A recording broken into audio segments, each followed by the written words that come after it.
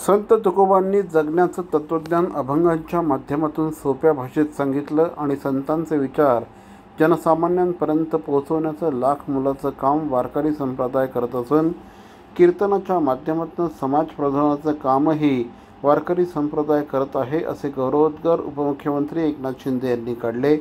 जगद्गुरू श्री तुकोबाराय त्रिशतकोत्तर अमृत महोत्सवी 375वा सदेह वैकुंठ गमन सोहळ्यानिमित्त देहू येथे उपमुख्यमंत्री एकनाथ शिंदे यांना वारकरी संप्रदायातील सर्वश्रेष्ठ जगद्गुरू श्री संत तुकाराम महाराज पुरस्कार प्रदान करण्यात आला. यावेळेस आयोजित कार्यक्रमामध्ये ते बोलत होते.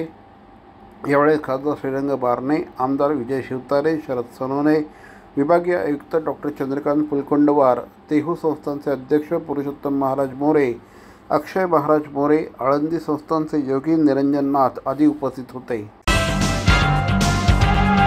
ठाणे शहरातील भवानी ज्वेलर्सची प्रति ग्रॅम केवळ 250 रुपयांची घडणावळ सोने, चांदी, हिरे आणि प्लॅटिनमच्या आधुनिक आणि पारंपरिक दागिन्यांचं विश्वासार्ह दालन Bhavani jewellers, ice factory, Talao Pali, station road, Thane आणि कल्याण लाल चौक येथेही भवानी ज्वेलर्स.